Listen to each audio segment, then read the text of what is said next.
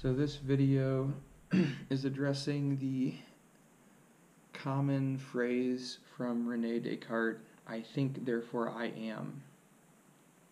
And you'll hear atheists say this. Maybe if you ask them how they know anything, they might say, well, I think, therefore I am. I know I exist because I'm thinking right now. And a good pushback to that would be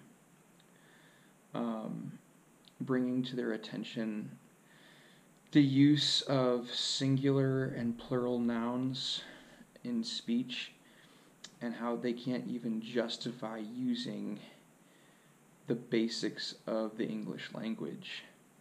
So when the atheist says, I think, therefore I am, he's referring to himself or herself.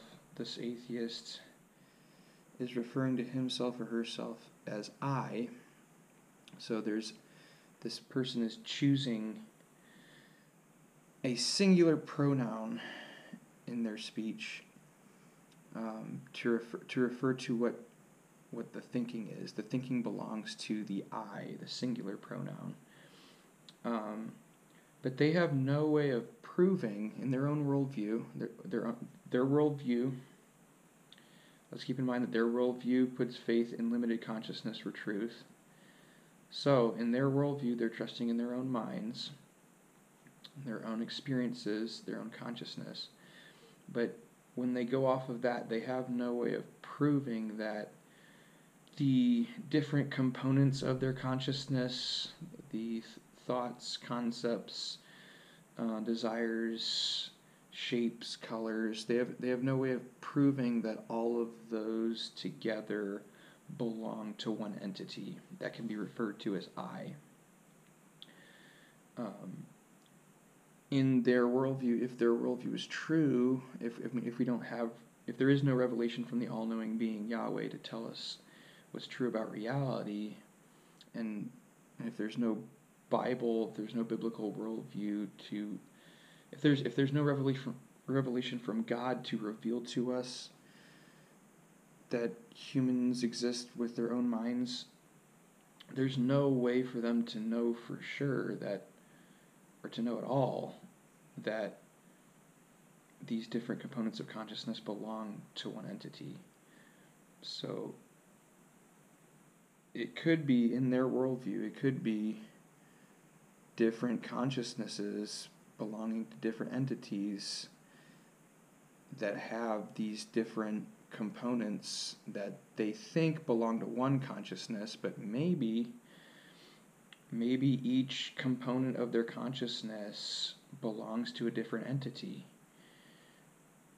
Maybe one shape in their field of vision belongs to one consciousness of one entity somewhere, and then maybe another thought that they're having actually doesn't belong to that same consciousness. Maybe it's a different consciousness somewhere else.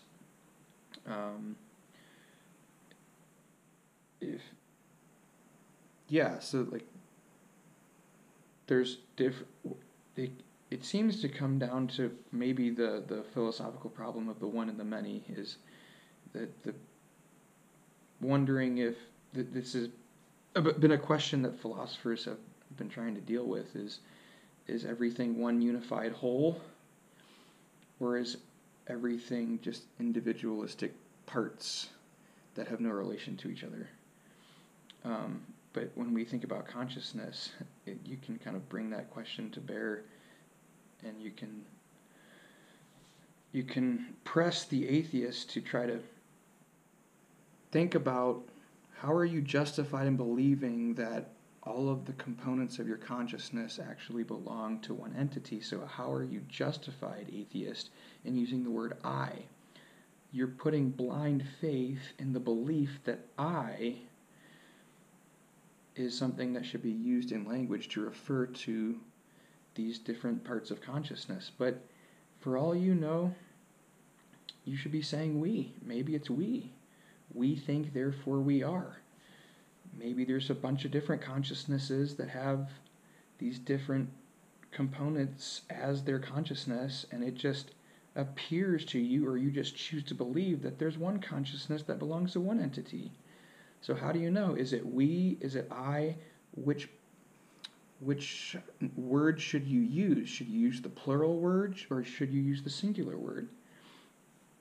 Atheists can't use English. They can't be justified in using the English language. They can't be justified in believing the I that they choose to believe in. So point that out to them, and then show them that the biblical worldview revealed to us by God, show them that revelation from God in the Bible indicates that God created entities called humans that have multiple thoughts, that have a field of vision, that take in information and communicate information to each other. And the Bible indicates that humans have a string of thoughts. They have a consciousness. Each human has a heart that has desires and thoughts, and they can see things, and all of these are a part of each individual's consciousness. And so that makes sense of experience. That is the revelation from God concerning experience. It tells us what's true about the nature of reality. But if we don't have that, all we have is blind faith in our own opinions, and we're not justified in believing that the components of our consciousness belong to I. So that's the refutation against the phrase, I think, therefore I am.